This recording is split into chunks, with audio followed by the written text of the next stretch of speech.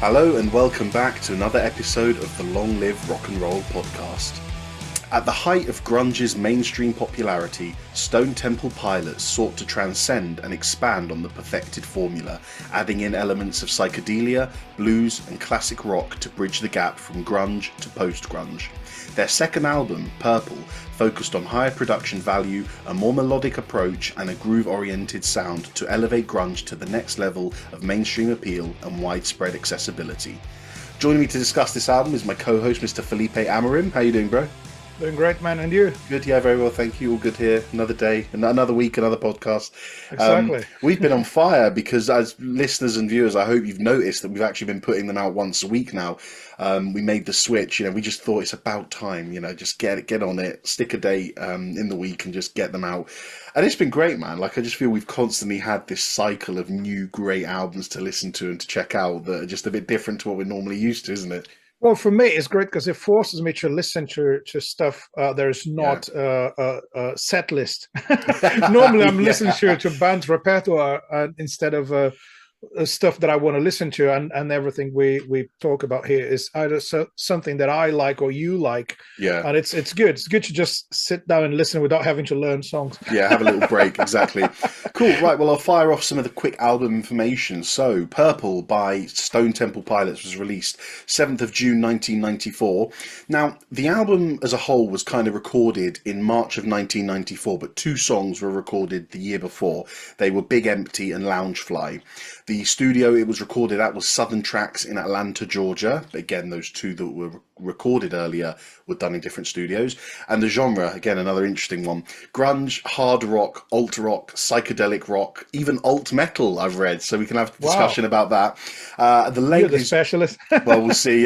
The length of the album is just under 47 minutes, and it was released on the Atlantic label and produced by Brendan O'Brien. So, before we kick off, because I think Felipe chose this album, so he's going to lead this episode. That's my question. Why did you choose the album? Because of a song, because of the hit single of the album, Interstate Love Song. You know it, or you played it, or you had to learn it? Or... I just love that song. I think it's such a brilliant piece of music. I have to share with you that I've never heard any Stone Temple Pilots song until this week. Wow. Well, even the famous one. When we've been to Download Festival, yeah, they've played at that festival. You probably were not there at that stage at that time. I was probably listening to some death metal band whilst you were there. Exactly. So I'm going to check those guys out. Obviously, that was like more recent. So with the new singer who did a phenomenal job, and and I just realized at that gig how good they were. I was like, oh my God, I need to check some of their songs out because I knew the classics. I knew a couple of songs from Core and a couple of songs from this album, and I was expecting to see them playing those songs. And then everything they played was just like so well executed, so well played, and there's a consistency in quality as well. So I thought, well, I need to check those guys out. So maybe the first album is kind of an obvious choice. Because it's more grunge, it's more like it does reflect more the sound of the 90s. Yeah. And this album, I think, is just more unique. It's got a sound of its own. But there's reasons for that. I chose this one. Yeah, but there's reasons for that. And actually what it does is actually plays an important part in rock music history, which we're going to get into. So the members of Stone Temple Pilots, you've got Robert DeLeo and his brother Dean DeLeo. And then you have Jeff. Well, Jeff Gutt is the lead vocalist now because Scott Weiland passed away. Yeah. But then you have Eric Kretz on drums. And obviously the singer is the renowned, famous Scott Weiland, or Wayland, however you want to say it. So that's about the band and the album, a bit of detail. So should we kick off with some background stuff? Yeah, exactly. Yeah, cool. Right. Do you want to crack on? Yeah, so the interesting thing is so we've got to talk about the first album quickly. It was released in September 1992. So as you said, they spent another year working on, like in and out working on Purple. And basically, we're going to talk about how the recording happened. But so they released the first one in 1992, and it peaked at number 3 on the Billboard albums chart. It's pretty good, right? Yeah, for a debut the album amount as well. of bands you had at the time releasing great albums. Yeah. But it was like hated by critics. So the really? media didn't like them. They didn't like them. They thought they were just like a copy of everything that was going on at the time. Maybe they were a little bit. Doesn't mean they were not doing it well. Yeah, exactly. Yeah. Then they started. You could compare them to the other bands. That's something we're going to talk about later as well. Yeah. But they started touring and getting bigger. And with time, like the songs were starting to play more on the radio. So Plush was a big hit. Creep was a big hit. And they're touring with... Can you pause 1 second? Just the normal terms and conditions. Yes. Guys, anyone who's listening or watching to this episode, any song we mention is in a dedicated playlist in the show notes. So you're going to go down, scroll down if you're on YouTube or on your Spotify and your Apple and your Amazon. In the show notes, it will say episode playlist, and it contains the full album that we're talking about and any songs that Felipe's mentioned. So what did you say they were? Plush, and there was one more. And Creep. Plush and Creep by Stone Temple Pilots. So they'll all be in the playlist. From the album Core. That's fine. They'll all be in the playlist, and any other song we mentioned today will be in there, so you can listen along with the episode. Felipe. Yeah, and if you don't have the time to listen to the whole of the first album, listen to those 2 songs and maybe a couple of more. They're really good songs. Yep. So they started to be the support act for bands like Rage Against the Machine and Megadeth. So which shows how there's different styles there, isn't it? Yeah. Which shows that they can play with they can share the stage or share the bill with a variety of rock subgenres, if you want to call it like that. And so that's where they were coming from.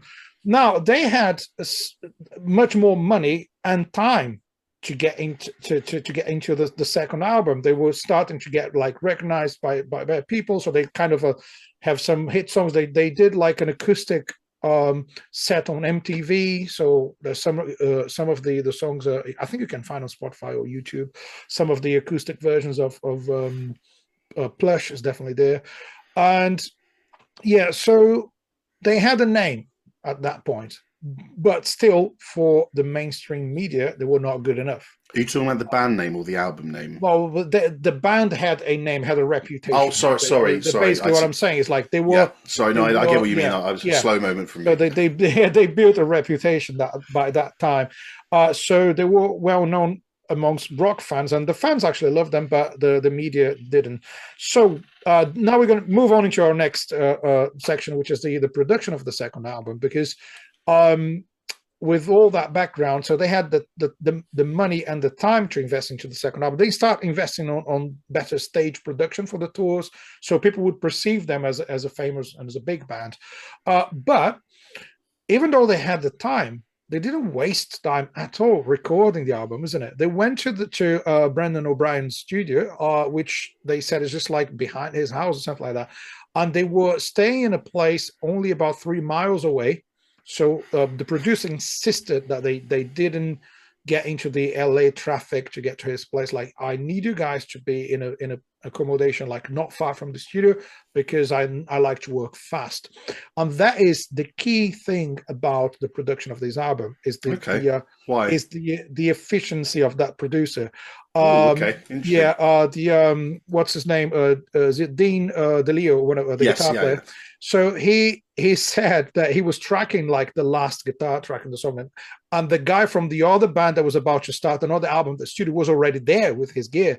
So the producer like, gotta finish your guitar today. There's another album starting tomorrow or today, right? Like, it's like, just do it, get out of my way.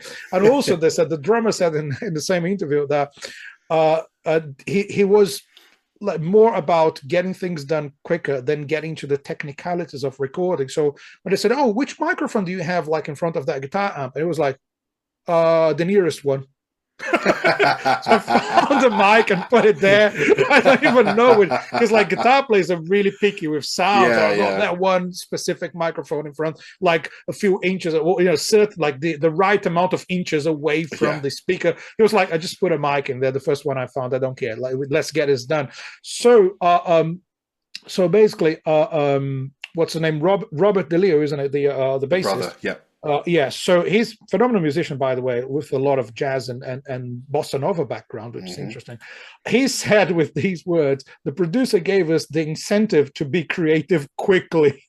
Because you know how rock bands like to, I want to be creative and shit, take my time. It's like, yeah, you got to be creative now, get stuff done. And apparently, that's hilarious, because my notes on production, I have brighter, polished, more eclectic. Later on, we're going to do a key part of this episode is establishing what Stone Temple Pilots did for grunge and how they progressed grunge on compared to the other contemporaries like Soundgarden, Nirvana, Alice in Chains, Pearl Jam. So compared to their grunge contemporaries, it was more eclectic. Just a bit. It had a bit more life in it. And I'm just so surprised you're telling me this, that they were rushed, because I'd expect a rushed album. Well, let's not say rushed. I'd say an album that was made quickly and with urgency. I'd expect that to be more on the raw and dirty side of things. But to hear that they were rushed, but it still sounds bright and polished, that's very confusing. Because I think the producer is doing that kind of how can I put it, a mass production of albums in his studio. He knows how to get a sound. Yeah. So to the point, the microphone doesn't matter. So he knows how to get a sound, and probably he had his own sound. It's like, come here, press record, done. But for that to happen, the band needs to know the direction they're taking. You can't rely on the producer to help you out if you don't have the songs really well arranged by the time you get into studio, which I believe they had, because they had it like a year and a half to go through those things whilst they were touring.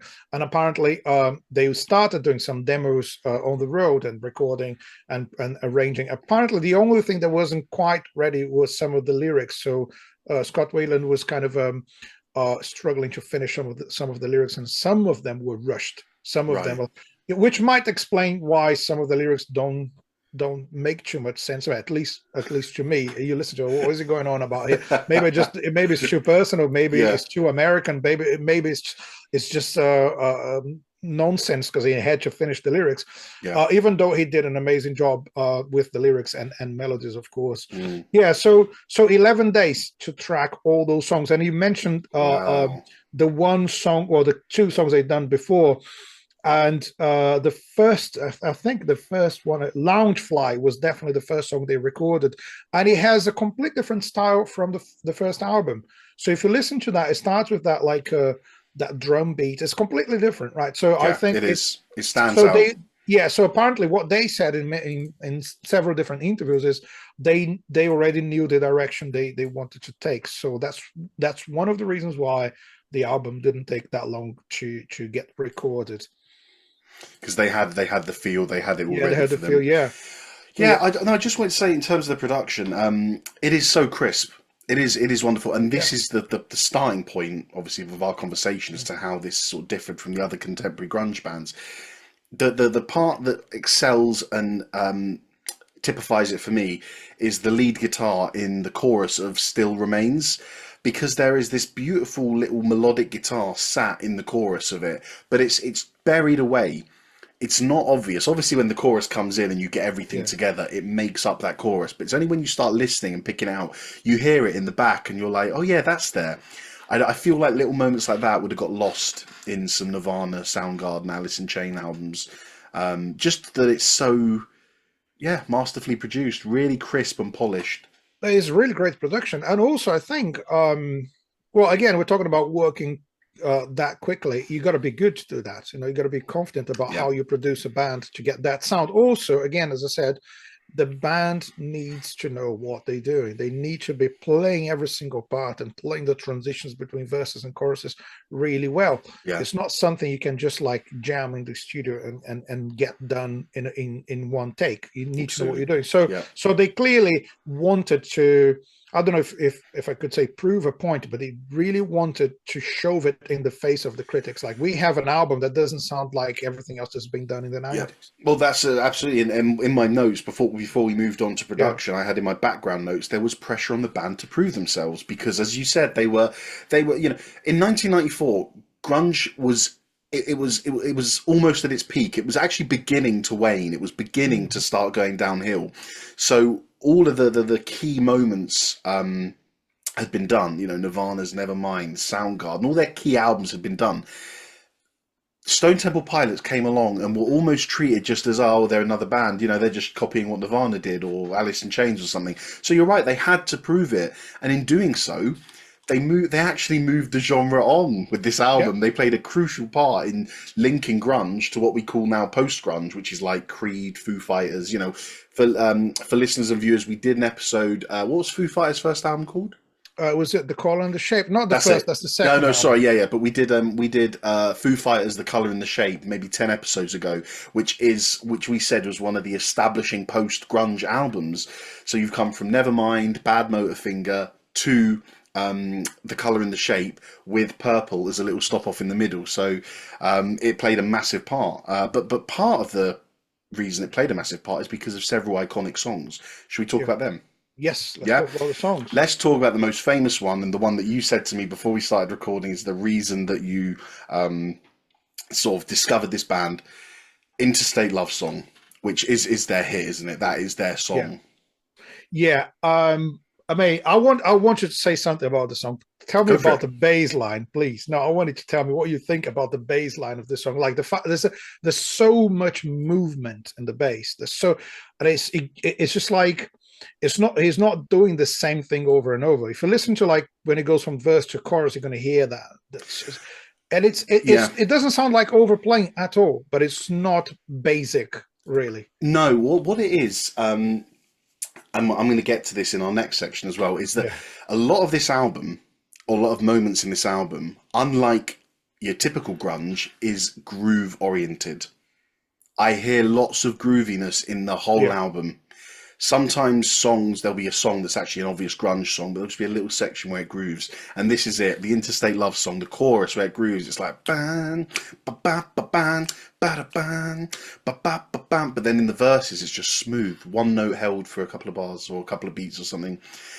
And I think that transition, you know, with grunge, we're used to the bass providing a rhythmic backup for the guitar. And so often with bands like Soundgarden, you'd hear the bass mirroring what the guitar's doing. Or if the guitar is playing something a bit atmospheric or a little lead line in the chorus, the bass will be playing the original riff to sort of keep the foundation of that grunginess to it. But here, we hear the bass doing what I think 9 out of 10 people would say is the bass player's job, grooving along with the drummer, marrying the relationship between the harmonies of the guitar and the vocals and the rhythm of the drums, and it is beautiful. There's lots of great bass playing in here, but Interstate Love Song, brilliant. No, it's brilliant. There's something about this song which I find really remarkable. Is like there's some elements throughout the album. There's some elements of like acoustic vibes and quieter sections. Still kind of groovy. You have a little bit of funk. You have a little bit of like heavy rock, and you have some moments where the slide guitar is the main thing. Yeah, this song has got elements. This song has got all of it in the first 8 bars. Yeah, no, you're absolutely right. It starts right. quiet, starts kind of acoustic, and builds up, and you have the slide guitar riff at the beginning, and it goes into a heavy or kind of hard rock riff. And then you have I would say, pop melody for the vocals, because it's not really rock the way he's singing. Yeah. So it's basically a radio-friendly hit. There is this played by rock musicians without losing any elements of rock, blues, and acoustic rock. I completely agree with you, and it's funny you say that because I listened to the song, and I knowing what I know, what I just said about where this album sits in rock history and what it was doing, I listened to it, and I don't think, this is one of the first examples of a post-grunge song or the first examples of a pop rock song. It still, for me, sits in the grunge department. Yeah. But there's just tiny little bits sprinkled on, like things as simple as vocal harmonies in the chorus, isn't it? Doesn't it? I think that. Obviously, I haven't listened to it in an hour, so I think there's like 1 or 2 words in the chorus, but the vocal harmonies only come in for 1 or 2 words. Points, yeah. So it's not like littering harmonies everywhere like a pop song may do. They never overdo the harmonies in the whole album. Never. Anything that falls outside of what you would call typical grunge in those days never overdoes it. Yeah, just exactly. sprinkles little examples of it on. It's perfect, man. It's really good. It's just brilliant. And one thing I want to say about the lyrics of that song, because like, okay, everyone, and I definitely don't want this episode to be about it. Everyone talks about, you know, the Scott Weiland's addiction that ultimately took his life, but he is talking about that in the song, but it's brilliant because the person that is like delivering those words is his wife. So basically, that's he wrote the lyrics under the point of view of his wife, telling him that she's tired of the lies, that he was promising to stop doing drugs. So how I imagine how painful it is to recognize that you're causing someone else a lot of pain, Yeah, and you can recognize that person's struggle with you, being in a relationship with you, and then you write the lyrics about how they feeling about you. That is a brilliant way to write a love song. and again, another unusual element that you probably wouldn't have expected to hear. When you hear Nirvana lyrics, you often, you know, that's often coming straight from Kurt Cobain's heart himself. I feel, again, you know, get in He's touch with talking us. about himself. Yeah, get in touch with us if I've got it wrong. If there is a specific song that Nirvana did that he wrote from the point of view of his wife or his mother, let me know. But in general, most songwriters do that. This is yeah. It's like, I'm talking about myself. Then when you say, okay, I'm not only talking about someone else's feelings, I'm talking about someone else's feelings, and that person is, you know, in a relationship with me, and I'm actually not being good to that person. So it's a really, really cool way of telling a story, and not very radio friendly when you think about it, because the lyrics are not that obvious. They're not like in your face. The choruses and the melodies are really like a punch in your face, but the lyrics are a bit cryptic, isn't it? It's not. But yeah, it became their radio song. It became the number one, as well as another song that we're going to move on to called Big Empty. Which is another one of their sort of hits. Yeah. Now, this song featured in the movie The Crow, which I think is why it probably got a bit of its acclaim. But the thing that strikes me about this song is, for everything Interstate Love Song does, that's, how can I say this nicely? In your face. Big loud chorus, harmonies to exemplify how good the vocals are, really cool guitar work, great bass line. This is definitely an example of less is more. The band are playing a much more atmospheric, you know, way. The chorus is nice and loud, obviously, but when it drops down, when they're playing with dynamics, it's really nice and atmospheric and really brings you into the mood of the song. Yeah, it does. It does, and it's like the kind, in a certain way, the opposite of Interstate Love Song. That's what I meant. Yeah, it's kind of whatever Interstate Love Song is showing off. Big Empty is kind of like pulling back. And it's a great balance between acoustic and electric, in my opinion. And the slide guitar also plays a big role in that one. So it's the guitars maybe are my favorite part of that song.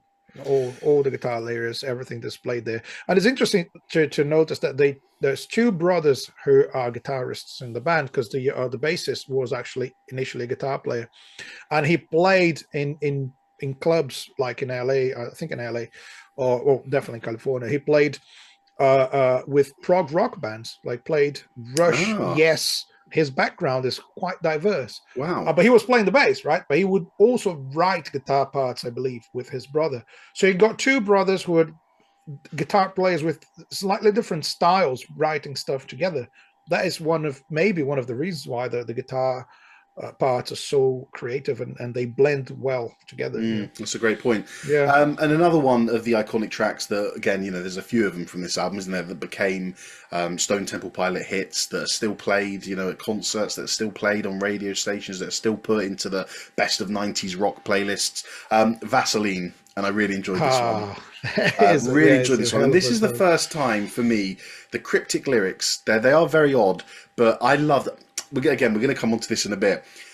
Stone Temple Pilots inputted a certain level of humour amongst this album. We'll touch on it a bit later, but the first time I heard it, and I'm not saying I laughed out loud when I heard the lyrics, but it just made me kind of smile a bit. Flies in your Vaseline. Like, just that lyric, so simple, but I heard it and I just kind of had a little giggle. I was like, okay, that's a little unusual, but it's a little tongue in cheek as well, I think. Yeah, exactly. And it's I think there's also reference to his drug use, like, but not maybe not so clear, you know. And what else about the song, man? Because I think one thing I want to say is the drum beat, because it starts with like the guitar feedback, right? Yeah. So that's typical from the late 60s and 70s. Hendrix would do a lot of that. Yep. And they certainly love Hendrix, I know that.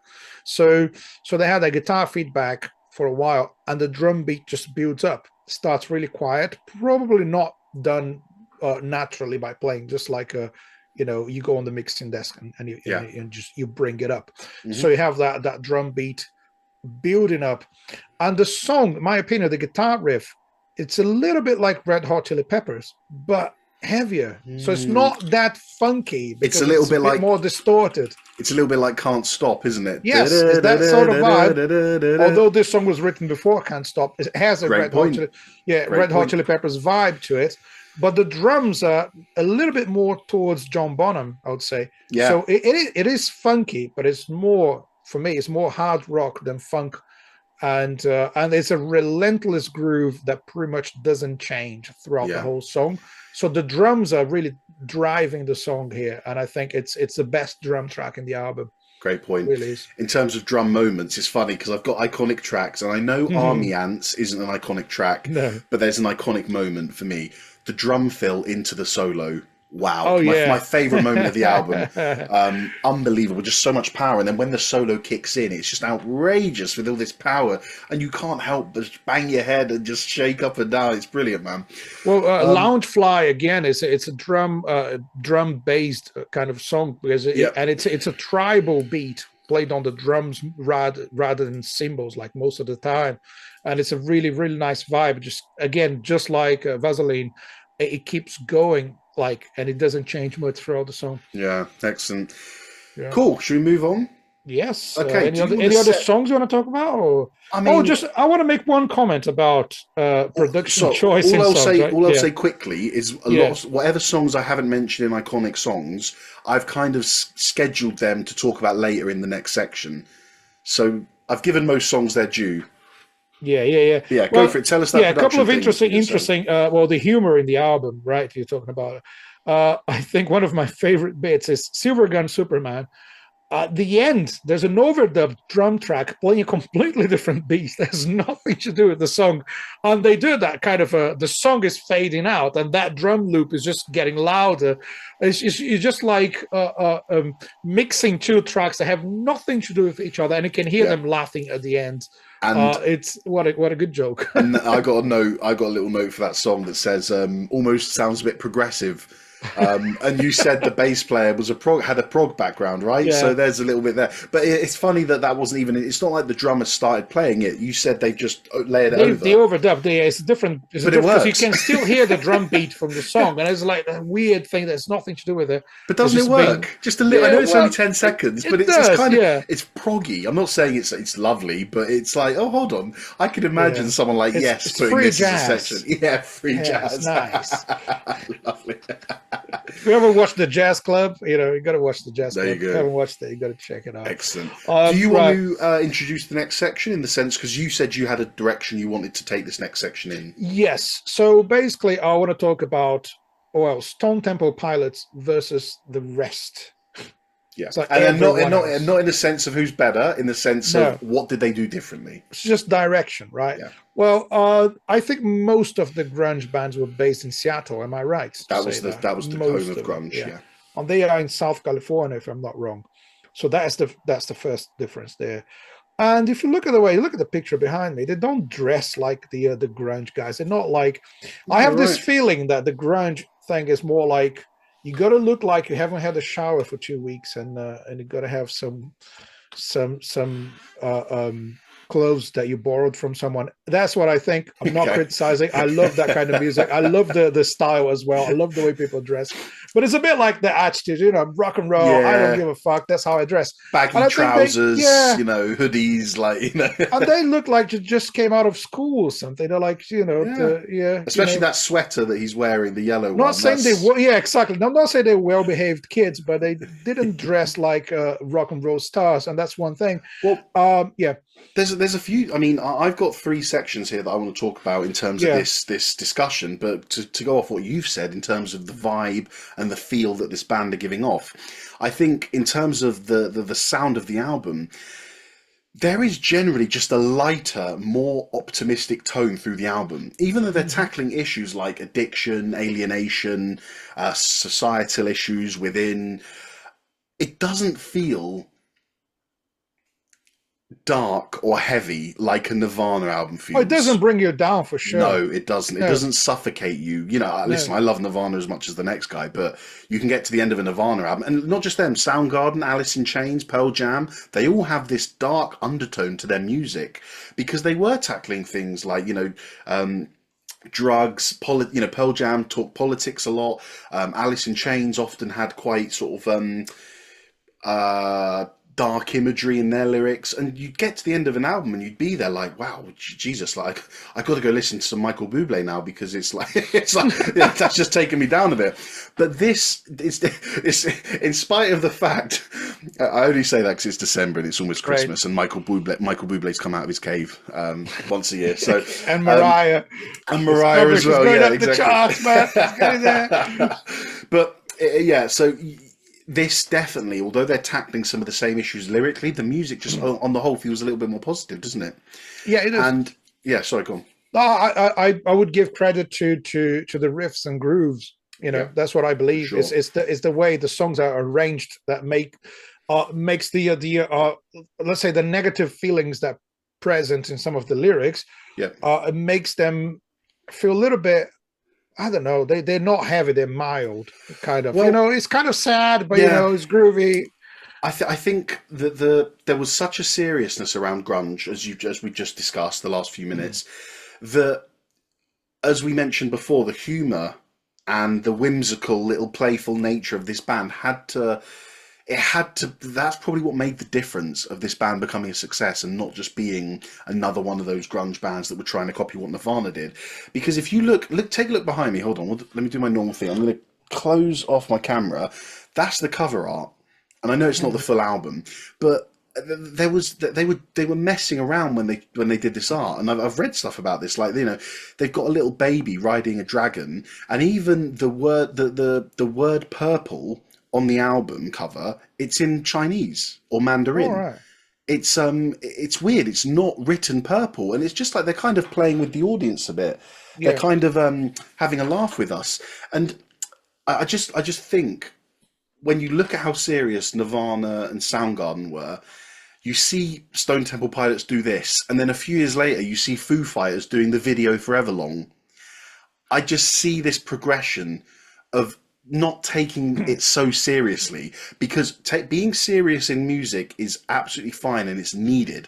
But I think Nirvana, Soundgarden and Pearl Jam were serious enough that Stone Temple Pilots said, let's do something a little different, make this a little light-hearted. And then you've got the album cover, you've got the Chinese writing, you've got that part you said about the overlaying the drums and them having. And how about the ending of the album? Right, that's where I was the coming hidden to. Song, one of my favorite moments. One of my favorite moments, bro. Yeah, I looked at that. That's a track called My Second Album. Second album by a gentleman called Richard Peterson.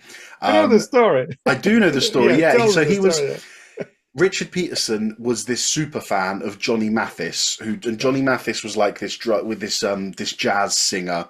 He's got one of the Christmas songs. I think, "Do You Hear What I Hear?" I think that's Johnny Mathis. I'll put one of his songs in the playlist anyway. But yeah, this guy was like a super fan, and he followed Johnny Mathis round on tour. Oh no, it's beginning to look a lot like Christmas is the famous Johnny Mathis one. So I'll put that in the playlist just so you guys can hear his vocals. And so this guy released a song called My Second Album, and the band loved it, and they just thought, what a brilliant way to summarize. The story was like I think it was Dean DeLeo. He was doing an interview in a radio station in Washington, a small town. And he saw this picture of the singer, right, alongside the Mathis, the famous singer. It was like, who's that guy? He's a guy. He's like a local guy here, and he's got his second album out. Is great, and this and that. And then he got a tape of that album and showed it to the band, and it was like, this is brilliant. It's like brilliant stuff. And they started to listen to it before gigs, and it became their like inner joke, and like they loved it. They loved the album apparently, and they said, we're going to stick the first song of the album is My Second Album. And the interesting thing is, so they releasing their second album with 11 songs, but if you add that one to the list, so it's 12 songs, and the song. My second album says it's like 12 beautiful pieces of music, whatever 12 precious melodies, 12 gracious melodies. So good. Imagine starting your album saying, look, I've written 12 gracious melodies. You're just like, you're about to listen to the best thing that's out there 12 great tunes playing on your stereo, and the key lyric, this album cover looks similar like Johnny Mathis. For Mathis lovers, this album has his style. This is outrageous, Felipe, because this band have nothing to do with Johnny Mathis. I was going to say drugs. Why did I say drugs? Jazz or Richard Peterson. Yeah. But just the fact that they've taken this song because they loved it, because it kind of exemplified the process they'd been through for recording their second album. They just thought, fuck it, why not? We'll put it in at the end of our album. And it just works so well. And it just... in an album full of lyrics, like we said, that deal with addiction, alienation, some depressing issues, to end it on a high like this, I thought was a genius move. It's just brilliant. But if that song can't cheer you up, I don't know. Yeah, exactly. It's just hilarious the way they put it in the album. Yeah, and it's just it comes out of nowhere at the end. They're like, "What the hell is this?" So good. It's clearly not them, that but straight away. But knowing the story just makes it even funnier. Yeah, excellent. Yeah. So now let's talk about the music comparisons between Stone Temple Pilots and the other grunge acts. So you touched on it earlier. I'm just going to sort of summarize my thoughts on it now. Genre blending, and as we said earlier, they it's not apart from My Second Album, they don't do a song in another genre. They just sprinkle little bits on.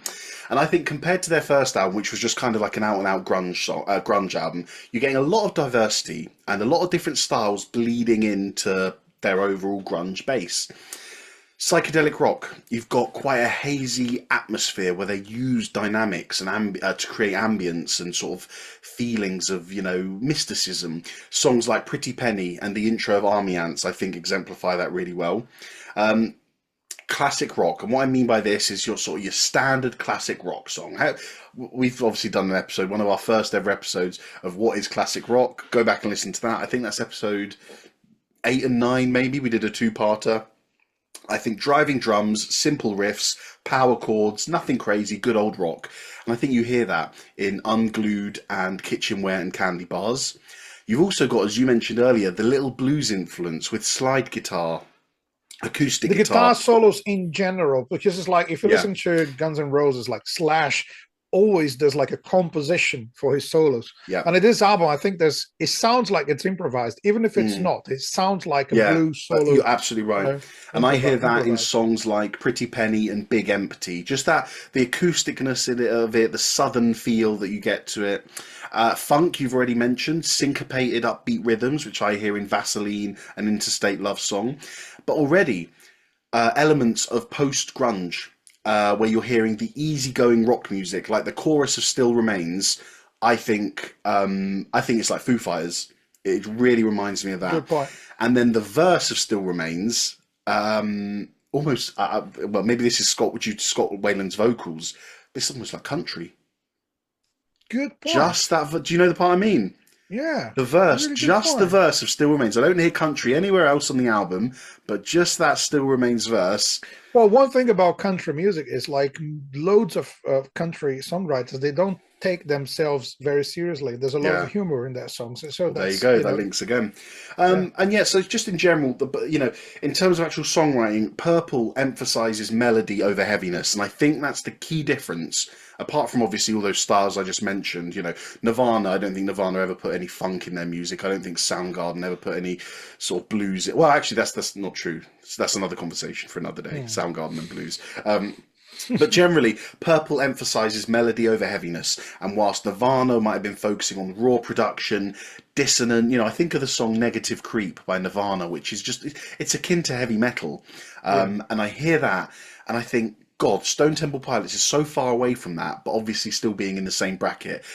Yeah. We get a lot of melody, we got more rhythm, more groove.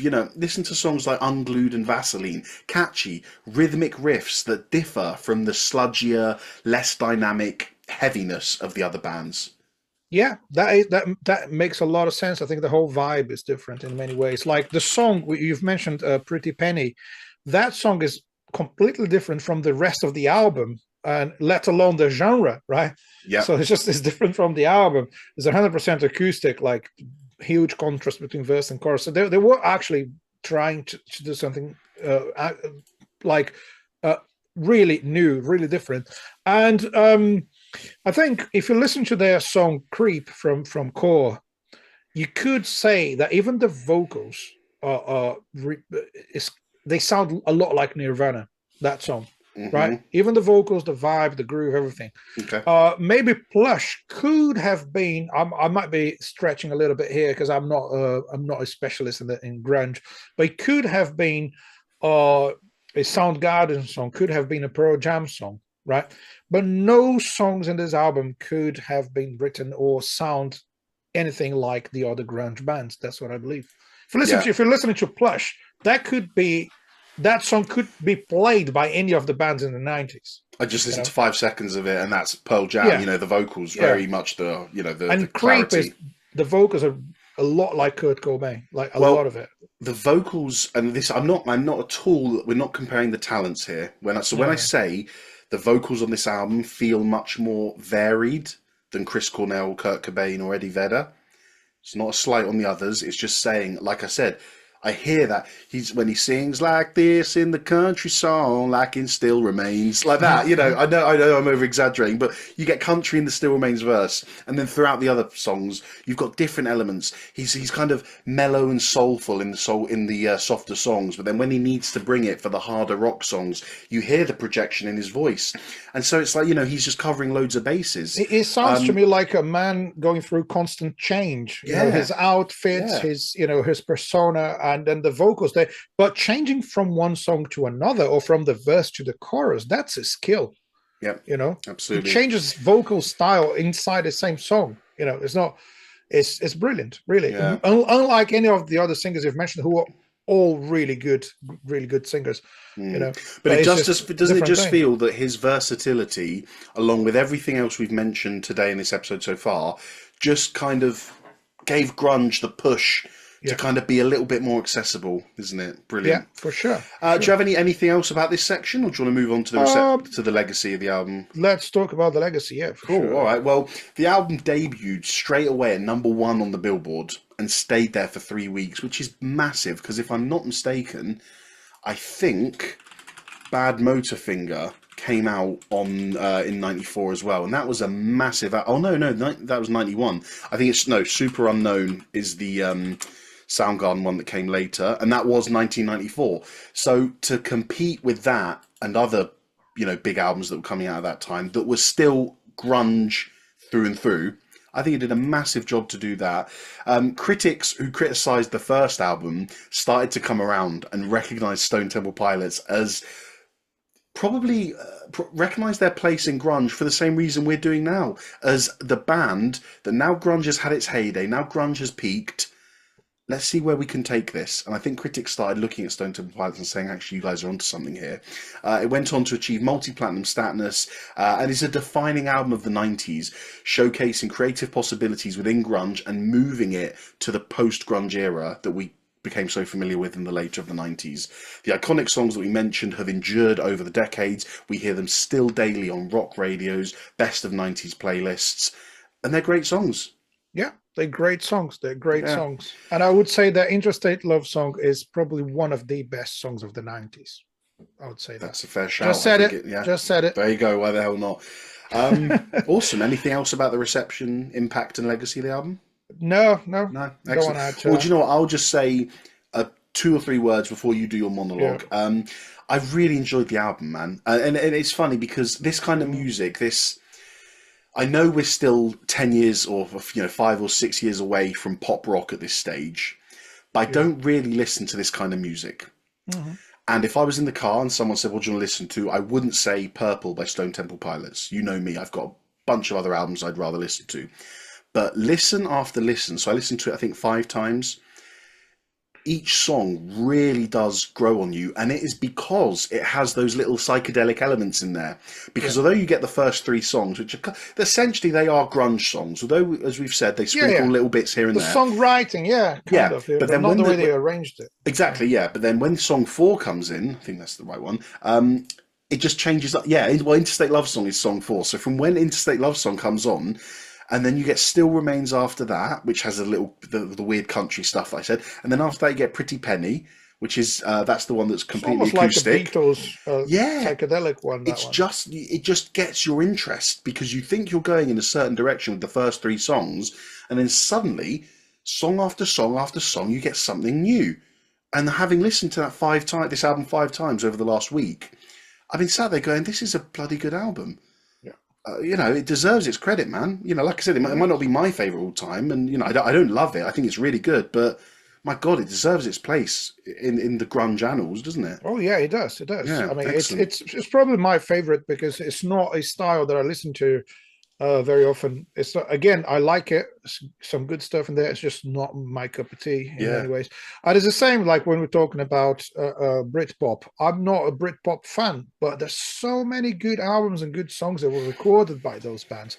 So I think with music, with rock music especially, we've got to understand that rock is not meant to be predictable. It's not meant to be always the same, and you never know what you're going to get. So I don't think I try not to have any sort of prejudice against any subgenre of rock because you never know what you're going to get. This album, if you don't listen to grunge, you still should give this album a go because it's 100%. Yeah, it's different. It's something else. Excellent, cool. Do you want to finish us off with your monologue? Yeah, well, I want to wrap it up. Go for it. I need to give you my terms and conditions. It's really simple. My disclaimer at the beginning. So if there's any English mistakes, forgive my English, and if there's any swearing, forgive my French. The swearing, that's absolutely fine. Don't worry about the swearing, but also, bro, don't worry about your English mistakes, man. It's fine with the monologue, Felipe's monologue. Here we go. Purple is not the predictable rock album from the 90s. After a solid debut with Core, the Stone Temple Pilots were loved by their followers, but still hated by the mainstream rock media. Geographically and musically distant from their grunge peers, they've refused to go with the flow and release another album like Core. Instead, they've mixed all their musical influences into a style of their own, including psychedelic rock, classic rock, punk, pop. And if you pay close attention to it, you might even find some jazz, prog rock, and bossa nova. Scott Weiland's melodies and lyrics translate his frustration with his own erratic behavior into a melancholic form of poetry that doesn't necessarily bring sadness to the listener, maybe thanks to the energetic grooves and riffs that keep coming song after song. And when you think you've heard everything from them, acoustic guitars and percussion take over and change the mood of the album. Even if you don't like grunge or 90s rock in general, Purple can surprise you with its incredible collection of great melodies and riffs, a truly unique product of the 90s. Bro, the best thing for me personally and selfishly was bringing the monologue onto the episodes because I get to, I get to put all my thoughts into one paragraph. Yeah. The best thing for the show was getting you doing monologues as well because you articulated that amazingly, bro, and that was so perfect. Amazing, man, beautifully. It's just trying to convince people to listen to the stuff that we listen to, isn't it? Yeah, that's it. And we're not even making any money out of you listening to those albums, right? we don't have songwriting credits No. of that. Yeah, you're right. We're trying to sell it to people, like, aren't we? Yeah, go listen. Give them some money. Yeah, they deserve my money. They should deserve yours. Yeah, really cool stuff. Cool. Yeah, excellent stuff. Well, thank you for joining us again for another Long Live Rock and Roll podcast episode. Next week, we're going to do a really fun episode. I'm not going to spoil it now. You'll have to see it on the day. But then we're going to take a little break for a few weeks for Christmas. He doesn't even know. Well, you do, but you forget things. So I'll tell you once we've finished recording. Last episode next week before we take a little break for Christmas. And we should be back around mid-January. So that we can take a little break and enjoy some time with our family over the holidays. But yeah, thank you for joining us, and we'll see you next time. Yeah, thanks for being with us. Once again, thanks for all the support. Thanks for listening to us. Hope you enjoyed the episode. Keep on rocking, everyone, and don't do anything I wouldn't do. And as usual, guys, take care and long live rock and roll.